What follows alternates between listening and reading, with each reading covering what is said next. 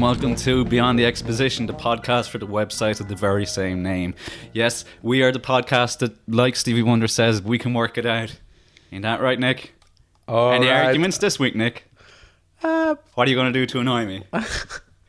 I will try. I will see what is going on this week. Actually, what is going on this week?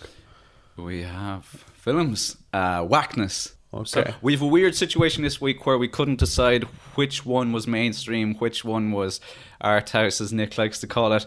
But we decided we'll go for two middle of the road things. We've got the Wackness and Summerstown. Yeah, and then we will talk about the Japanese little hero of our times as key player in the industry. You mean like the Japanese film industry? Yeah. Are we talking about the films they make, or are we talking about the films they watch? I think both. We are interested in both sides of the game. Okay, basically, they've got a really peculiar box office and interests, tastes. It's quite different from ours, and we must take a look at that. Also, in things we like, now you must like too, we have got Rope by Sir Alfred Hitchcock. Sir Alfred. Did he have a title? We'll give him a title. Sir Alfred Hitchcock, you may be dead and buried, but here's your title. Long overdue. Maybe he's buried. Can be Would the Queen ever have given him a title? Maybe not. Nah. What do you mean? No title. As in Sir, you call him a Sir as in a knighthood. The? A knighthood, a queen. It gives a knighthood to people every Christmas. That's why there's a Sir Bob Geldof, even though he's Irish, and he shouldn't have taken that. I don't think he's a title to take it. I think he's like he's got some other title. Bono may have one as well. David Beckham has one. All important people. Yeah, for sure. Bono, Paul McCartney as well. Yes, Sir Paul. Sir Paul, yeah. Alex Ferguson as well. Again, not exactly English, but he's given the title. Oh. In fact, if you're not from England, you're more likely to get this title. No, so what do you think about this Wackness? First of all, Wackness for you, what does that mean? Because for me it was quite difficult to try to get in the title, because the Wackness... Wackness, I assume it's like a late 80s, early 90s word, like that is whack. I'm trying to say that with being cool, but it really can't work anymore. I don't even know if it worked back then. If I went to New York and I said it, no one would like me saying it. No, because I thought it was something related with taking drugs. Drug paraphernalia? Yeah, like, the effect that you can retrieve afterwards when you are stoned, So the Wackness, because there is the sentence, there is the sentence. No, I think it's like, that shit is whack.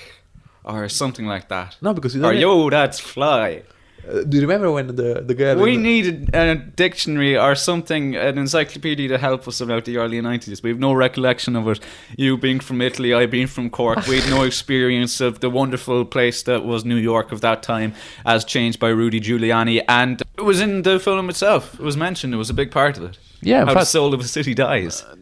Do you remember when the girl said to the Josh Peck character, Shapiro? So we're talking about the girl from... The Beach. Juno. She's not a bitch. She was just a girl. The movie's The Beach, come on. I don't think she's a bitch, no. Basically... She's Juno's friend. When she said... She helped out Juno. She stood with her a while. With the glass of Coca-Cola. Remember? In Juno? It was a big, long moment. If I could get sponsorship by Coca-Cola for this podcast, I would. We were only allowed to increase our budget there in the last week. Yes, we're new and improved. We've got 2 microphones, and that's why we're much more free-flowing this week. It'll be less edited, because we don't have to swap the microphone over to the next person standing to our left. It's better don't say where it comes from the other microphone. It was like a rap battle, the two of us with the microphone swapping back and forth going, yo, there we could say whack. And then... full circle, Nico, full circle. So you're done. And then we have to still to understand if technically one of those 2 microphones is still stolen or not. Actually, yeah, we stole half our equipment. I went out and paid money for all my microphones, pop shields, stands, wires. And Nick actually nicked his microphone from... I would just skip this. A place that he is no longer connected to as of today, by the way. Congratulations, Nick, on your recent departure. Thanks. He's celebrating this by leaving the country and going to Spain. Yeah, trying to take a shelter under another country. Asylum? Exactly. How are we going to do this podcast if you're over there? We'll have to do it by satellite phone and it'll be long delays. My shoe just fell off. Yeah, we're gonna have a Skype. I have had too much conference. coffee today. We're talking about a film, aren't we? Exactly. The Wackness. I was just wondering, the Wackness is by Jonathan Levine. You say Levine, I say Levine. Perfect. Anyway, Jonathan. Whichever works. Jono. We call him Jono. Basically, was released on the 29th August. Yes, it was. Perfect. This podcast is in no way late. Okay, it shows again the soul of a city, a dying city. Basically, the movie is about what? About a guy who is going around New York in the early 90s. It's about a with upper middle class fuck fridge guy. Ah, yes, the ice cream. It's about an upper middle class guy in New York City, in a much changing New York City, as being changed by its new mayor, Rudy Giuliani, who basically he cleaned up the city. Like in the 80s, 70s, it was a hellhole. It's probably the worst place on earth. As shown in the film The Warriors, which Nick claims to be the worst film he's ever seen in his life. I wanted to show it in Things We Like Now You Must Like Too, but Nick was totally opposed to it. Anyway, the city was hell on earth. It was like Rio at the moment. Absolutely. People at its most beautiful, humanity at its ugliest. But Rudy Giuliani changed it by, he basically put all the homeless in prison in New Jersey and other places. And he made a lot of things illegal. Although Rudolph Giuliani, I don't think it was clearly pointed as the fastest problem of the city. But it was mentioned several times throughout that he is changing. He's taking rock and roll out of the city, like as shown by Ben Kingsley, who at the start you think he's like a white-collar psychologist, but it turns out he's just a psychologist who's addicted to drugs. Is Ben Kingsley bald? Oh, he has hair. It's just something we want to know, actually. You can post a comment to us or email us at beyondtheexposition@gmail.com. Is he bald or does he have hair? We're wondering. Because in this, he has long flowing hair and he's a completely different person. To me, all you need to do is put on a wig and you're the best actor in the planet. He should win an Oscar for this. He was amazing. He was amazing. He delivered just an amazing he was like a totally different person. He was kind of like a Dustin Hoffman-y. The only thing that left me a bit doubtful about the movie is the photography, the cinematography of the movie. Whoa, Nick, it's not all about the outside that matters. It was a very good film, like screw the photography. Absolutely, really, yeah, but... I made a documentary before, and the first comment you made, it was about the content, and the first comment you made was... the camera's too much to the left. That's not about it. It was about content. Yeah, but I don't know if you got me. Basically, there was this kind of shining, whiting background. Are you saying that my Irish complexion makes me shine? I need makeup. That's not fair, Nick. Nick and myself agreed this new contract. Absolutely, no. Where we don't talk to each other about the films before the film. I did not know that Nick didn't like the style of the film. I did like the movie overall. It captured the early 90s perfectly. Through the music, through clothes, through what they said, especially like words like whack, all that sort of stuff. Through his interest in rap as opposed to Ben Kingsley's interest in rock and roll, I suppose you could call it. It's a journey of two guys, one on different old, stages, different stage of life, but they're pretty much the same. They have the same soul, you could almost say. Yeah, for sure the same rich grace, people on drugs, the same grace, the same pureness towards the life. You know, everybody's in it is very good how they played it, especially main guy. What's he called? Josh Peck in the Josh movie. Peck. He used to be in this Disney children's program called Josh and Drake, where he used to be the ugly fat kid as opposed to the handsome cool guy. Luke Shapiro. Yes, he played Luke. Now Shapiro, I love that name as well. But all of a sudden, in real life, he's transformed into this almost skinny. He's almost looking anorexic now at this stage. Yeah. Drug-addled. But in this, he plays kind of like a nerdy outcast. Yeah. And the film plays throughout the summer. And the girl, what's the girl called? Don't call her the bitch, because... The girl. I quite liked her. What's her name? Will we call her? Mary Kate Olsen? No, I'm just kidding. Is it Kirsten? Is it? Yeah. No. It's wrong. It's Stephanie. We're not reading IMDb. Oh, God. It's Stephanie we're looking for. Yes, she is a rich, cool kid, and all her friends go away for the summer to Amsterdam. So she is left with Shapiro. Now, Shapiro is Ben Kingsley's drug dealer and also patient. Yes. Ben Kingsley is the stepfather of what she calls Stephanie. And they kind of get together. Yeah. Ish. We won't tell you anymore. Yeah. It's a love story. It's a coming of age love story, yeah. yes. Both coming of age and realization for Ben Kingsley. We can't think of what was he called? Dr. Suarez. Yeah, Dr. Squires. And Shapiro. Now, it also stars Mary-Kate Olsen. She plays a very different character as opposed to her Olsen twin characters. We should also remind the funny means with which they carried through the city the Maria, how it's called in Italy, the hashish. Yes. They used the Dope. old ice cream trailer to go around. Yeah, he was going around kind of an upper class part of New York and pretending to sell. Yeah, instead of openly selling the drugs in the corner, he goes around in an ice cream cart and pretends to sell ice cream out of it, but really he's dealing out drugs. I don't know why, but to a certain extent, I also saw some... It painted a positive picture on drugs and drug dealing. No, It did. It was okay in the 90s. Yeah, no, this is fine, that's fine. But I also saw some of the Wire settings. Huh? The Wire. The Wire. You saw some of the settings. Yeah, the settings. You are comparing a rich part of New York to Baltimore. Yeah, no, maybe just the scumhole of America. Maybe it was just. They had red brick buildings. That was basically it. That was the same. There was a tree or two. You know what? You know what? In Baltimore, there's just knives in the trees that they hide, and they have a shakedown and all the knives fall out, and the school children go, "No, the teachers have got my knives." I do explain you where I felt this similarity. When you feel afraid that they will get caught by the police because they are selling drug, it's the same feeling that I have when I watch The Wire, no? We are talking about a film here. This is an information service. Okay, are we allowed to talk about stuff that... You called television an instrument of propaganda. Isn't film the same? Didn't Hitler make documentaries? So basically, we can call the Wackness sort of indie-wood movie. At the moment out on cinemas. This is a name that Nick is plastering everywhere over all these teen movies that are coming out, like Little Miss Sunshine. What's the other one called? Juno. Typical indie-wood. Basically, they are a disgrace for an independent film industry because they try to steal the remaining little part of audience who still goes to see independent movies through US production and distribution muscles. But anyway, sometimes who cares? Because Wackness is a good movie. It is a good movie. It's a really good 3 stars movie. Out of how many stars? Out of 5. Give it 4.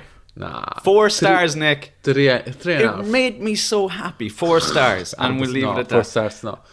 IMDb gave it 7.2 out of 10, which would leave it at just under 4 stars. We have to 3.9 stars. We have also to remind that IMDb is rated by also 8-year-old kids. Screw 'em, we'll go to Metacritic or one of those other things, which will give it a bloody high rating. You know what? There is an element of judgment for me. It comes to websites about movies, which reviews movies and this kind of stuff. I pick Before Sunset with Julie Delphi and Ethan Way. Yes.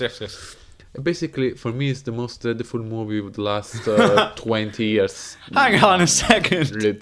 In the past month, you have said you've seen some bad movies of the past 20 years. Yeah, it was The Boys in the Pyjama. Oh, the Nazi boy film. Nazi boy. Boy in striped pyjama. We'll deal with that another week. The next podcast, I think. That'll be fun. Go see the Wackness. Let's wrap up the Wackness. It won't be around for long, and it will probably be forgotten. It's on Lighthouse at the moment in Dublin. Perhaps a Lighthouse in Buenos Aires. Who knows? Who knows? I will go down just to talk about this new Shane Meadows movie.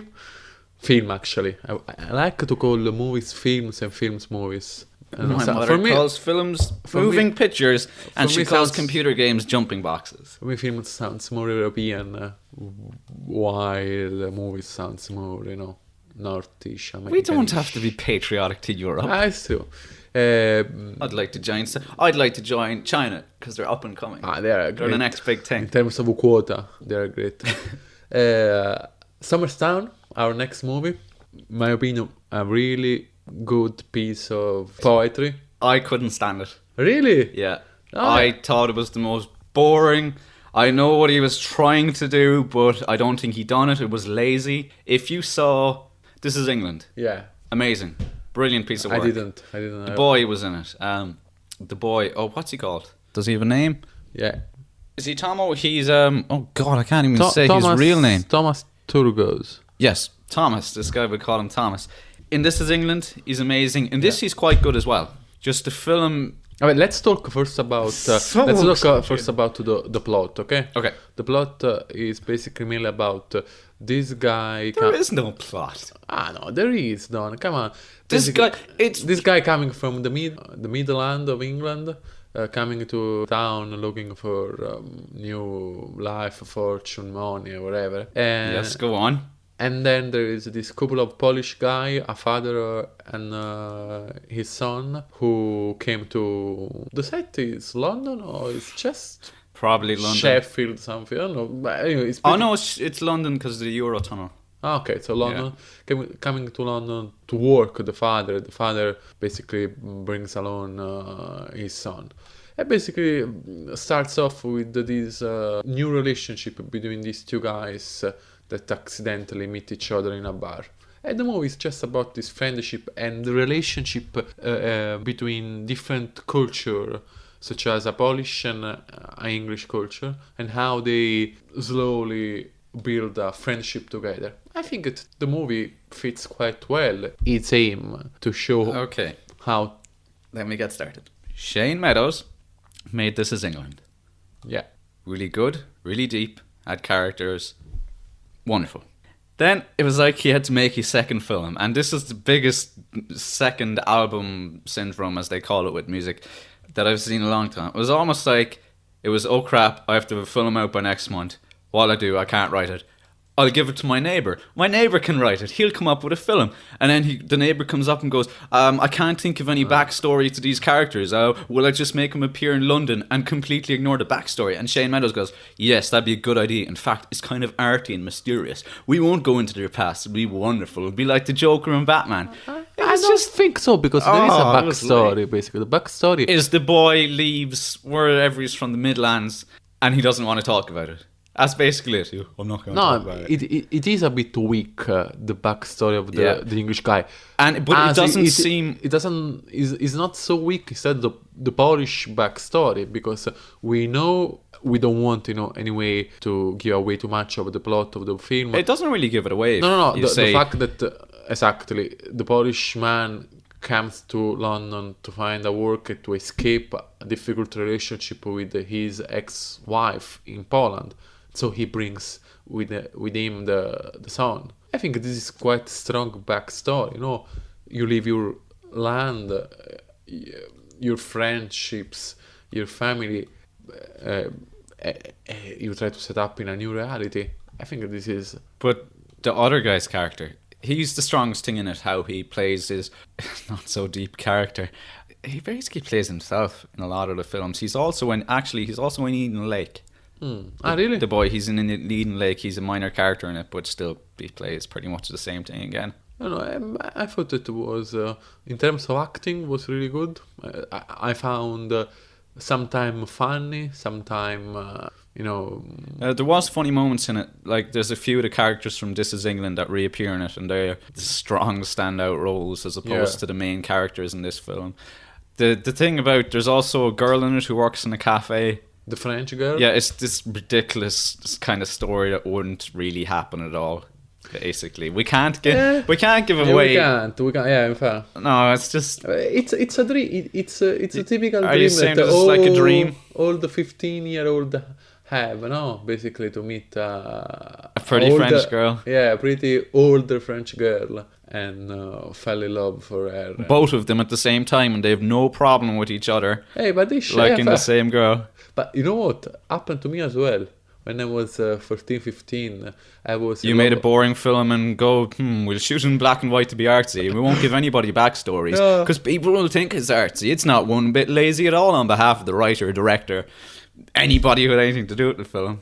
No. Even the boy's acting is the exact same out of all the movies. It's not easy. He's only just a bit older. It's just about to fall in love for older girls. You just miss the poetry. I've seen he's trying to do poetry, and I couldn't care less because it is. All right, if you've seen, you haven't seen This Is England, yeah? No, I didn't. Right, watch This Is England. Much stronger movies from Mr. Meadows. Stronger acted by everybody in This Is England compared to whatever this is called. Everybody seems to like this damn film. I met your friend John on the street and he recommended it to me. I really didn't want to say how much I thought it was a waste of my time. I think it was a really, really good movie. And this is what I wanted to say. There was a great character in the freakish fat man. Yeah, he's also appears in This Is England. Okay. He's a much more minor character in This Is England. Yeah, he's a great pants. Pretty yeah, he's great everything.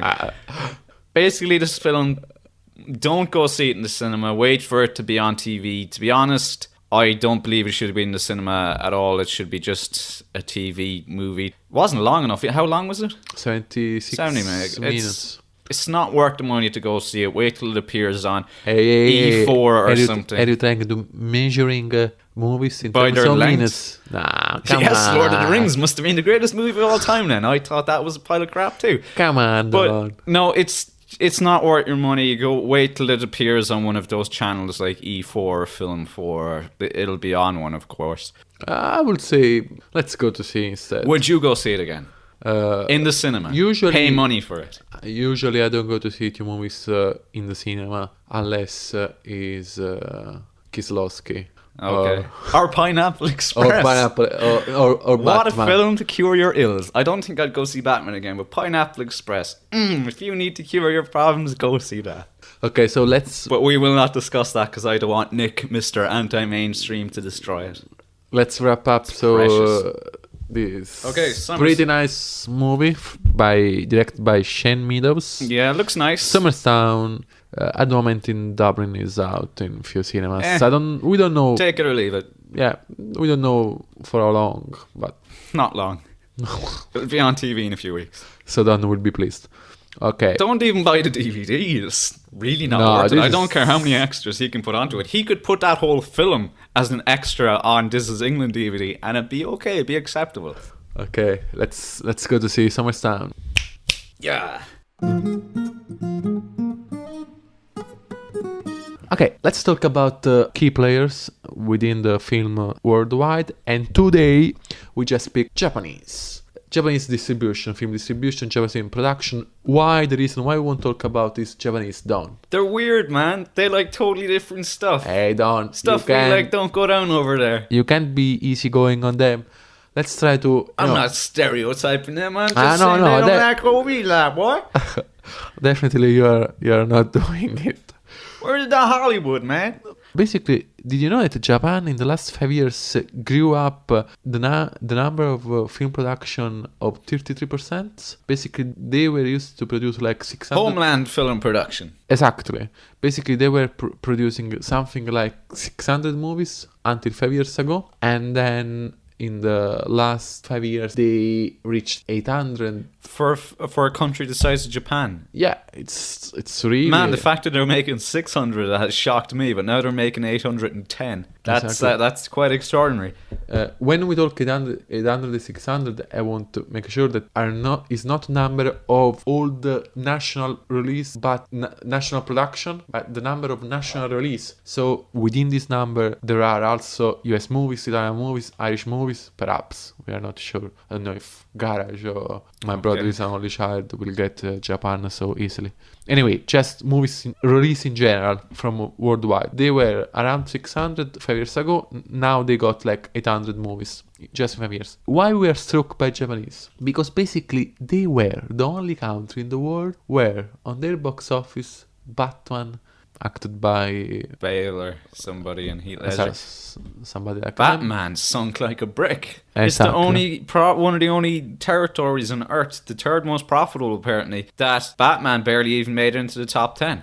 I think this is in amazing. Every other country is number one, and the hell number one for a long time. It's been breaking all records. In this country, I think it's number 7 was its maximum. I stand for Japan, definitely. Level. It's quite astonishing. So we thought that was weird in itself. How come this film wasn't there? Are other films there? So we looked into it, and it turns out still at number 7, that was the highest outside movie.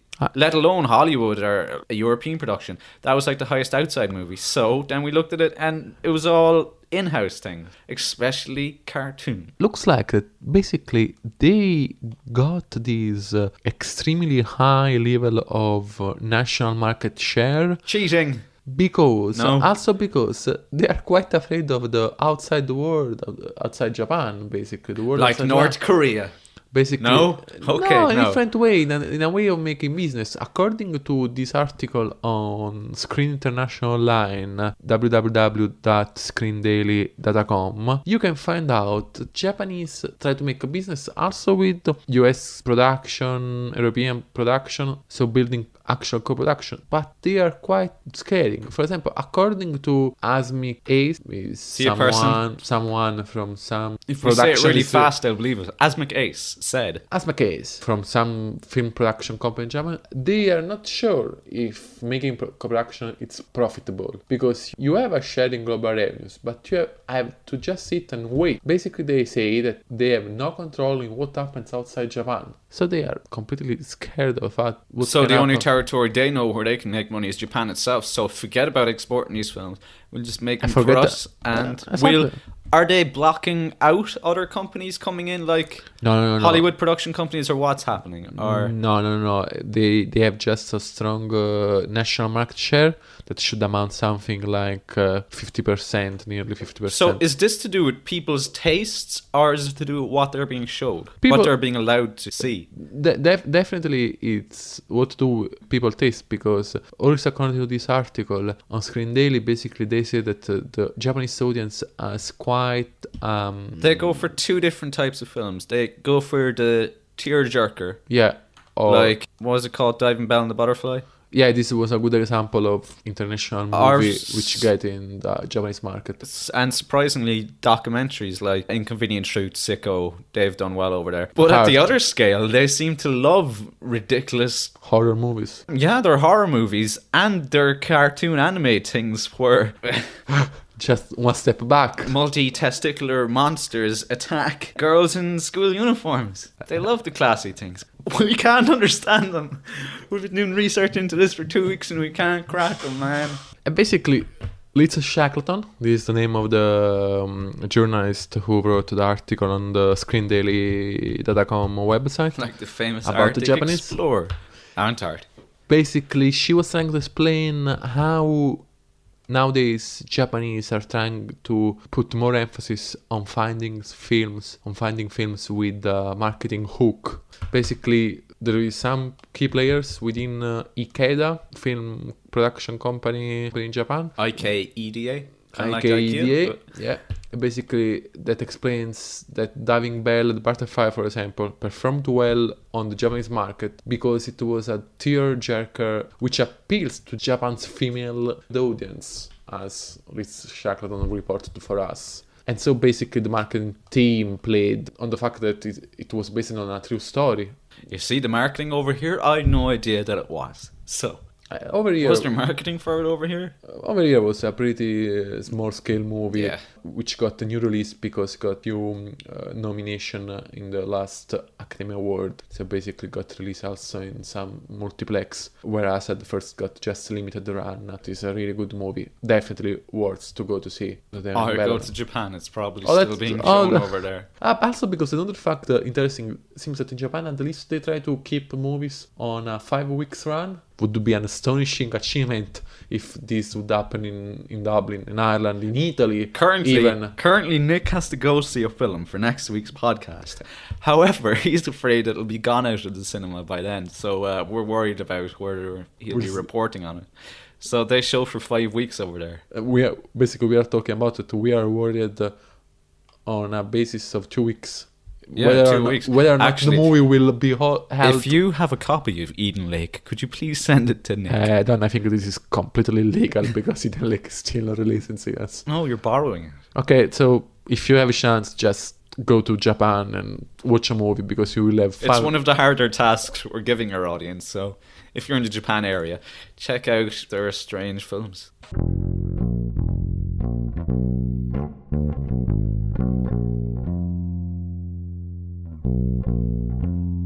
This is the final part of the show, Beyond the Exposition. If you have any questions, comments, queries, complaints, please leave a comment, I suppose, or email us at beyondtheexposition@gmail.com. Now, final piece of the show, things we like now you must like too. Rope. Bye. Sir Alfred Hitchcock. The Tubby Man got a 1948. sir. Forgot about that. Made in 1948. Nice little black and white number. Men in suits. Homosex. Yes, homosexuals. Although never mentioned.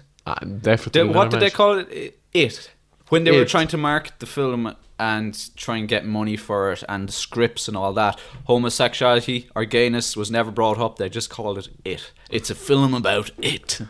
Can you make that? Yes, we just won't say it. It. Gives kind of idea of how times were hard for gay people, no? Around the 1940s. Upper class gay people murdering people. Oh, it was so tough back then. Let's say that the movie was shot in a really original technical way. Basically, the real Original by it was basically a play, and they pressed record. in terms of set, yes, Yes. it was. But- in terms of actual cinematic technique, basically, Sir Alfred used one reel from the beginning to the end, 10 minutes each long. And how It was like an episode of Seinfeld where they were in the Chinese takeaway. there was no montage. No at reaction all. from Nick there. He doesn't know what I'm talking about. But yes, it was shot in one go. The real changes were done by basically zooming in on jackets and shoulders. shoulders. But Where you if can find you were black. careful. Yeah. Yes, wherever the screen went to black, Yeah. they changed the reels. So it was all like zoom ins on pianos, things like that. If you look carefully, you can see a different color change, even though it's black and white, and a different sound change. Absolutely. Yeah. Done really well. I think it's one of the Hitchcock best movies, actually. Characters. Characters, storyline, I would say just few Storyline, storyline. right. It's basically the story of these two guys that they have just murdered a friend or colleague of them with a rope, and they closed the body in a A treasure, bookshelf. Yeah. No, book chest. Book a chest, big yeah. box. because It's a big box. that looks like a bit as A coffin? yeah. Yeah, maybe. Um, And they have a dinner party this was a great idea. to celebrate the fact that they murdered somebody. But they ain't telling nobody this. It's their own little private joke. And it becomes, as the film goes on, you just see how absurd it seems that I think they just murdered him for the fun of murdering somebody to get away with it. Basically they want to experience the perfect murdering where they can kill somebody because they want Yes, to there's a just have the modern power. film out where they do that.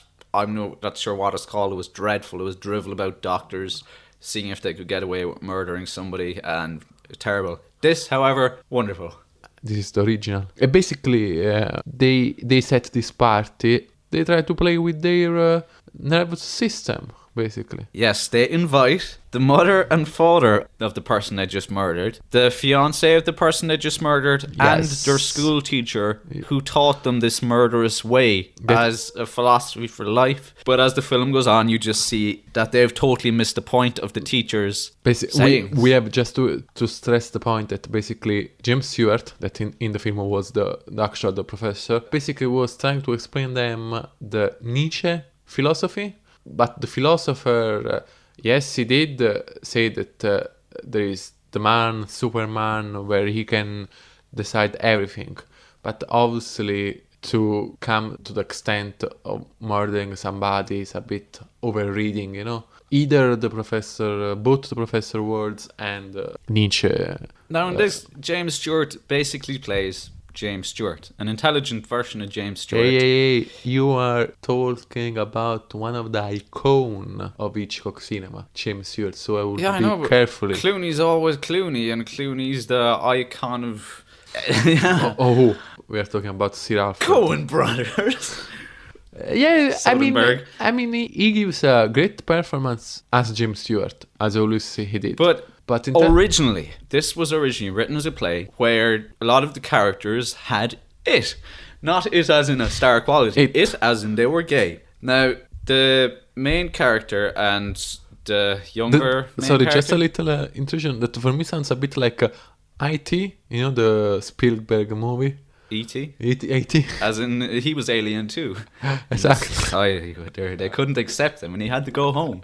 Now, they basically had it, and so did James Stewart's character. But he didn't show this in the film.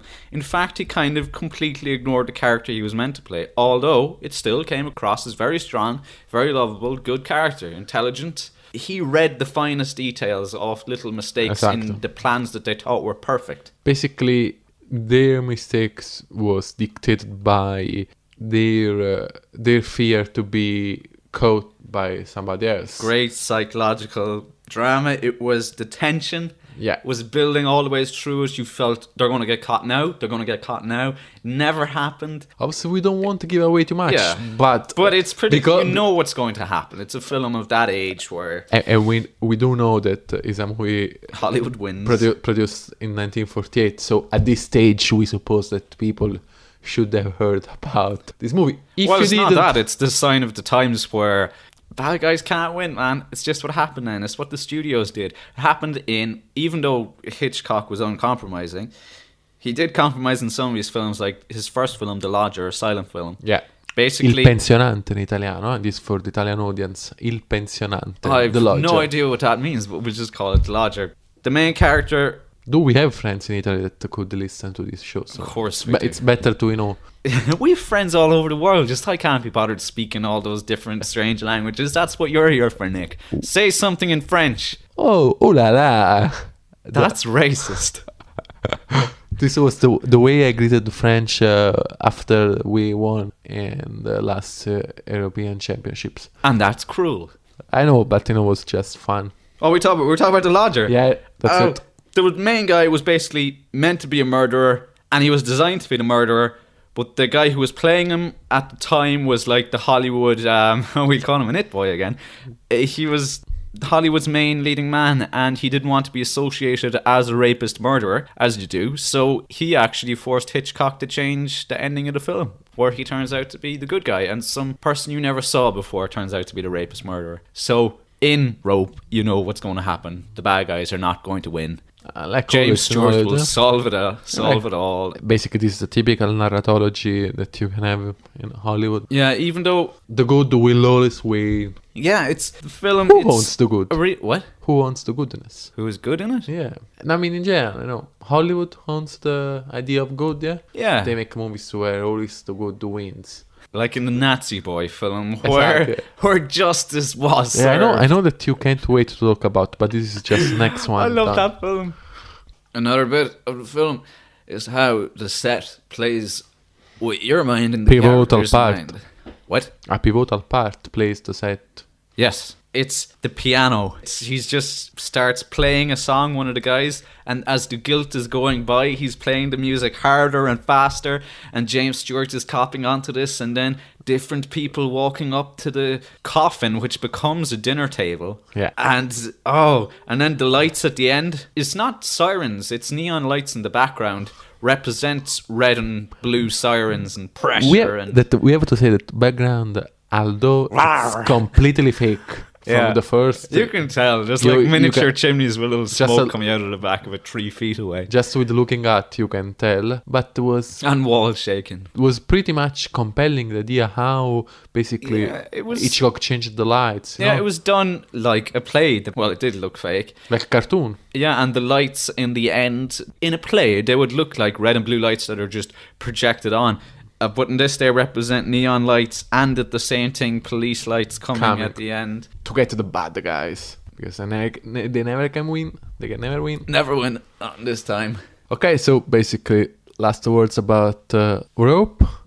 In Italian was Nodo alla gola. Or is for the Italian audience, you know. Now, is that rope in Italian, or is it like the murdering weapon? In Italy, we always have a funny, weird, masochistic way to change titles. What's the exact translation? The exact translation, it's basic... A film starring Jimmy Stewart and a rope.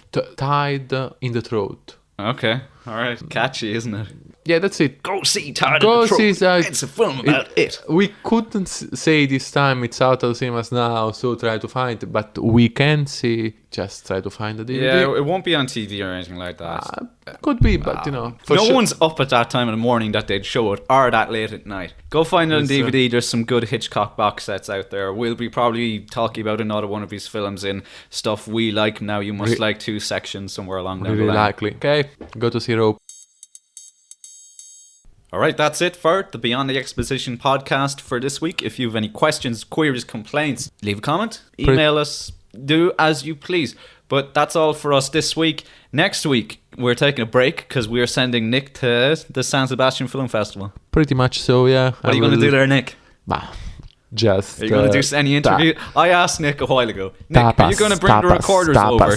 Now that we got 2 microphones, are you going to bring like one of the recorders over and get some interviews for us? He goes, no. I can't do that. I go, Nick, it's your job. Anyway, when he comes back. I will be back Monday 29th. Monday 29th will be our next podcast, hopefully, around then. So then we will be dealing with Eden Lake, if it's still in the cinemas. And Nazi Boy. Oh, the Nazi Boy film, Boy in the Striped Pajamas. And Catch 22. Yeah. Wonderful film, if I managed to find it because somebody has borrowed it. We've got lots of complications We'll come next back. week. And we'll be dealing with the players of the San Sebastian Film Festival. So, for this week, that's all from me, Donnacha, and Nico. Ciao. Yes, goodbye. Slán.